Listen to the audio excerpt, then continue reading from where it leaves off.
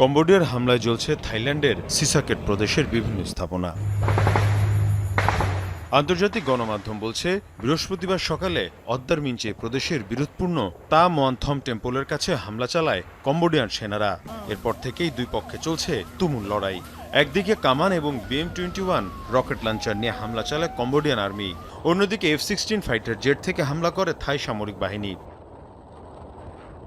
বিবাদের শুরু গেল 16 জুলাই। সীমান্তে মাইন বিস্ফোরণে আহত হয় বেশ কয়েকজন থাই সেনা। ব্যাংককের দাবি, সীমান্ত এলাকায় মাইন পুঁতে রেখেছে কম্বোডিয়ান সেনারা।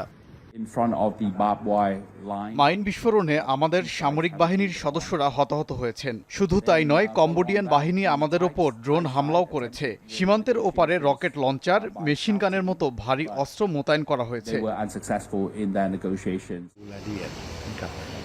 সীমান্ত এলাকায় গোলাগুলির বিষয়ে তদন্ত হচ্ছে। আন্তর্জাতিক আইনের লঙ্ঘন যেন না হয় সে বিষয়টিতে আমরা সর্বোচ্চ গুরুত্ব দিচ্ছি। তবে কম্বোডিয়ার দাবি, তাদের সামরিক অবস্থান লক্ষ্য করে আগে হামলা চালায় সামরিক বাহিনী। সার্বভৌমত্ব রক্ষায় যে কোনো পদক্ষেপ নেবে নমপেন, এমন হুঁশিয়ারি দেন দেশটির প্রধানমন্ত্রী।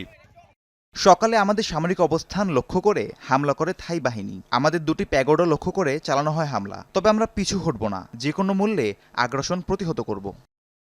এদিকে ভয়ে আতঙ্কে এলাকা ছাড়ছেন দুই দেশের সীমান্ত এলাকার বাসিন্দারা। এখন পর্যন্ত 40,000 মানুষকে সরিয়ে নেওয়া হয়েছে। এ অবস্থায় কূটনৈতিক সম্পর্ক ছিন্নের ঘোষণা দিয়েছে দুই দেশ।